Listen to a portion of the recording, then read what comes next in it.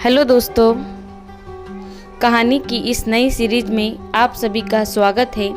आज की इस कहानी का नाम है पति से प्यारा देवर। ये एक भाभी की कहानी है। अगर आपको देवर भाभी की कहानी, हिंदी कहानी या बेड टाइम स्टोरीज पढ़ने का शौक है तो इस कहानी को पूरा पढ़ें। दोस्तों, बहुत ही रोचक, बहुत ही रोमांटिक कहानी है। आइए जानते हैं पूरी कहानी इस वीडियो में। लेकिन वीडियो में आगे बढ़ने से पहले मेरी यही रिक्वेस्ट है कि वीडियो को लाइक कर दीजिए, चैनल को सब्सक्राइब कर दीजिए ताकि मेरा हौसला बढ़ता रहे। मनीषा की शादी को 1 साल हो चुका था। मनीषा की अरेंज मैरिज थी, इसलिए उसे राहुल पसंद नहीं था। मनीषा अपने पति राहुल की तरफ ज़्यादा ध्यान नहीं देती थी। मनीषा का सारा ध्यान हमेशा अपने देवर दिनेश की तरफ रहता था। उसी के साथ ज़्यादा बातें करती थी। राहुल, मम्मी मनीषा कहाँ है? दिखाई नहीं दे रही। माँ, पता नहीं, अभी तो रसोई में थी। बोल रही थी कि आज खीर बना रही है। उसने बोला है कि आज तेरा खीर खाने का मन कर रहा है। तुम्हारा खीर खाने का बहुत मन है। तुमने उसे ऑफिस से फ़ोन कर दिया था कि आज खीर बना देना। राहुल, मैंने तो कोई फ़ोन नहीं किया। अच्छा चलो, कोई बात नहीं। अगर उसने इतने प्यार से बनाई है तो खा लूँगा। देवर दिनेश के कमरे में मनीषा, क्या बात है देवर जी, आपने अभी तक खीर का टेस्ट भी नहीं करके बताया कि कैसी है। मैंने इतने प्यार से आपके लिए खीर बनाई थी। आपको खीर में किशमिश बहुत पसंद है, इसलिए मैंने ढेर सारी डाली है। दिनेश, थैंक यू भाभी, आप मेरा कितना ख्याल रखती हो। काश मेरी फ्यूचर वाइफ भी आपके जैसे हो। मनीषा, आप जब इस तरह से मीठी मीठी बातें करते हो ना तो मुझे बहुत क्यूट लगते हो। जी तो करता है आपको गले से लगा लूं। दिनेश, भाभी आपकी मजाक करने की आदत मुझे समझ नहीं आती। मनीषा बात को पलटते हुए, अरे हाँ, मैं तो मजाक कर रही थी। चलो अब आप खीर खाओ। लगता है राहुल मुझे आवाज़ लगा रहे हैं, मैं उनकी बात सुन लूँ। ये भी आते ही शोर मचाना शुरू कर देते हैं। राहुल अपने कमरे में था। मनीषा कमरे में आती है। क्या बात है, इतना चिल्ला क्यों रहे थे? बहुत ज़्यादा बोलने लग गए हो। बोलो, क्या काम है? राहुल, बस ऐसे ही, तुमने मेरे लिए खीर बनाई है, ये देखकर मुझे बहुत खुशी हुई, बहुत अच्छी लगी, इसलिए तुम्हें थैंक यू बोलने के लिए आवाज़ लगा रहा था। मनीषा, तुम्हारे लिए नहीं बनाई, वो खीर मैंने अपने प्यारे देवर जी के लिए बनाई है। देवर जी को मेरे हाथों की खीर बहुत पसंद है ना, इसलिए। राहुल, ओहो, अच्छा, चलो ये भी अच्छी बात है। भाभी हो तुम उसकी, अपने देवर की पसंद का ख्याल तुम नहीं रखोगी तो कौन रखेगा? राहुल इस बात से अनजान था कि मनीषा के मन में आखिर क्या चल रहा है। दिनेश के मन में ऐसा कुछ नहीं था। उसको कुछ पता नहीं था कि भाभी उसे पसंद करती है। वह तो यही समझता था कि उसकी भाभी वैसे ही उसका ख्याल रखती है, इसलिए उसने कभी इन बातों पर ध्यान ही नहीं दिया। मनीषा अक्सर दिनेश के आसपास घूमती रहती। सास को सारी बातें समझ आ रही थी। एक दिन मनीषा, देवर जी ये देखो, मार्केट गई तो ये शर्ट पसंद आ गई। सोचा अगले हफ्ते आपका जन्मदिन है तो आपके लिए ले आई। ये शर्ट आपके ऊपर बहुत अच्छी लगेगी। चलो अब पहन कर तो दिखाना, मैं भी तो देखूं मेरे प्यारे देवर जी इस शर्ट में कैसे लगते हैं। माँ, मनीषा बहू, तू राहुल के लिए कुछ नहीं लाई? कल उसका भी तो जन्मदिन है ना।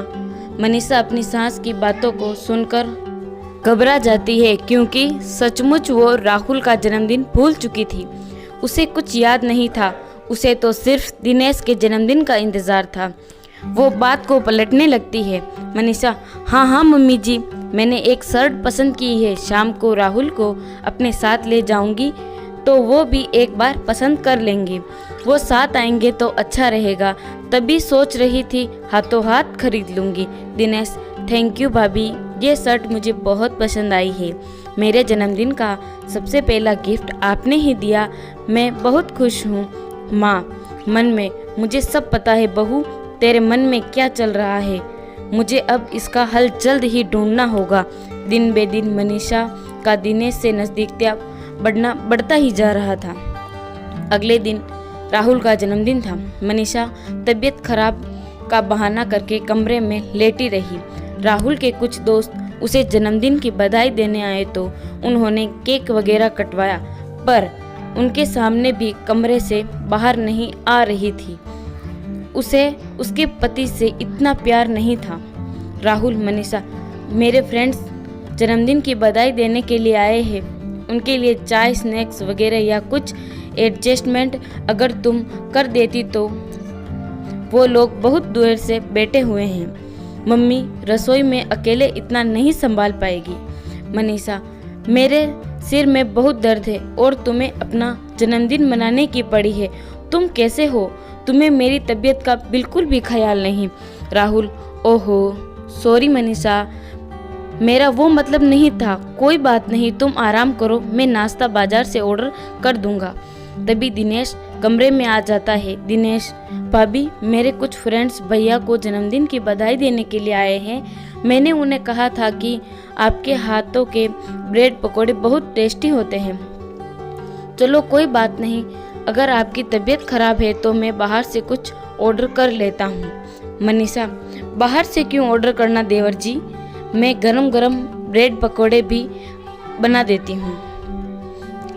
आखिर आपके दोस्त पहली बार आए हैं हमारे घर और मेरे हाथ के ब्रेड पकोड़े खाने चाहते हैं, तो ब्रेड पकोड़ा बनाने में मुझे देरी कितनी लगेगी। इस समय राहुल भी वहाँ सामने मौजूद था। ये सब बातें सुनकर उसे थोड़ा अजीब लगा। राहुल मनीषा से, अभी जो मैंने बोला तब तो तुम्हारी तबीयत खराब थी, पर जैसे ही दिनेश ने कहा तो तुम एकदम से उठ गई। अब तबीयत ठीक कैसे हो गई? ये ठीक नहीं है मनीषा, कहीं ऐसा ना हो कि एक दिन तुम्हें पछताना पड़े। मनीषा की सांस जान चुकी थी कि वो अपने देवर को प्यार के जाल में फंसा रही है। पानी सिर से ऊपर उठ गया है, इसलिए अब उसने सोचा कि दिनेश की शादी हो जाए। इसलिए राहुल ने माँ के कहने पर दिनेश के लिए लड़की ढूंढना शुरू कर दिया और दिनेश को एक लड़की पसंद आ गई। लड़की का नाम आरती था। मनीषा आरती को देखकर जलन से भर गई। दिनेश आरती से फ़ोन पर बात करता तो मनीषा और भी गुस्से में आ जाती। मनीषा, देवर जी, मैंने आपके लिए इतनी मेहनत करके पिज़्ज़ा बनाया और आपने पिज़्ज़ा खाया तक नहीं। दिनेश फ़ोन पर, एक सेकंड आरती, ज़रा होल्ड करना। दिनेश, सॉरी भाभी, वो आरती का फ़ोन आ गया था, मैं अभी खा लेता हूँ। दिनेश फ़ोन पर बात करते हुए, आरती, मैं तुम्हें थोड़ी देर बाद फ़ोन करता हूँ।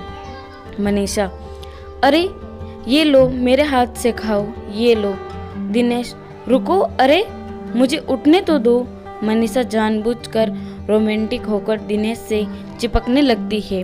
दिनेश को ये सब बहुत अटपटा सा लगता है। उसे हल्का सा गुस्सा भी आया। उसे समझ नहीं आ रहा कि भाभी के मन में क्या है। तभी आरती का फ़ोन आ जाता है। मनीषा कॉल देख लेती है और दिनेश के हाथ से फ़ोन छीनकर काट देती है। दिनेश, भाभी, ये क्या बदतमीजी है, आपने आरती का फ़ोन क्यों काट दिया? मनीषा, तुम पहले मेरे से बात करो। मैं तुम्हारे आगे पीछे घूमती हूँ, तुम्हारे लिए इतना सब करती हूँ और तुम मेरी तरफ ध्यान देने की जगह जो अभी तक तुम्हारी वाइफ नहीं बनी है उस पर ध्यान दे रहे हो। दिनेश, मैं आपका बिल्कुल भी मतलब नहीं समझ पा रहा हूँ। आप हटो, मुझे आरती से मिलने जाना है। हम दोनों एक रेस्टोरेंट में मिल रहे हैं, इसलिए मुझे अभी जाना है। कुछ देर हो रही है। मुझे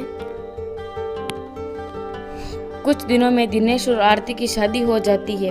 अब शादी के बाद दिनेश अपनी वाइफ पर ही ध्यान देता है। दिनेश और आरती दोनों अपनी लाइफ में बहुत खुश थे।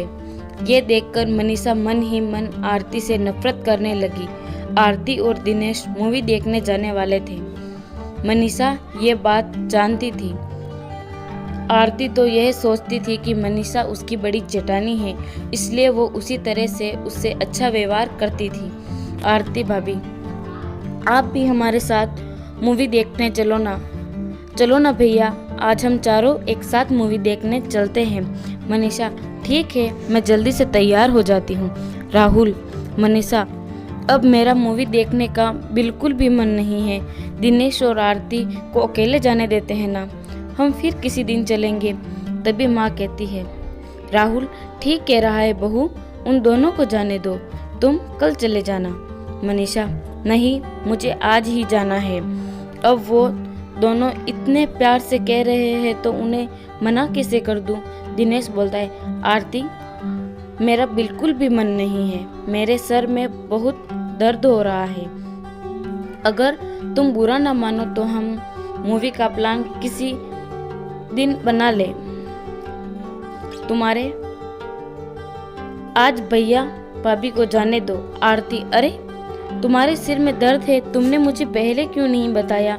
तुम कमरे में चलो, मैं सर दबा देती हूँ और तुम्हारे माथे पर बाम लगा देती हूँ और गरम गरम अदरक वाली चाय बना लेती हूँ, उससे आराम पड़ जाएगा। मनीषा दिनेश और आरती का आपस में प्यार देखकर चिढ़ जाती है। वो गुस्से से अपने कमरे में पैर पटक कर जाने लगती है कि आंगन में रखी बाल्टी से उसका पैर टकरा जाता है और वो बहुत तेज जमीन पर गिर जाती है। वो ये सोचकर गिरी कि दिनेश उसे उठाने के लिए आएगा। फिर वो देखती है कि दिनेश उसे उठाने नहीं आता। वो उसे देखकर कमरे में चला जाता है, पर उसका पति राहुल भागा भागा उसके पास आता है। राहुल, मनीषा तुम ठीक हो ना? तुम्हें ज्यादा चोट तो नहीं आई? कहाँ ध्यान रहता है पता नहीं, बिल्कुल भी अपना ध्यान नहीं रखती हो। अपना हाथ दो, आराम से उठो।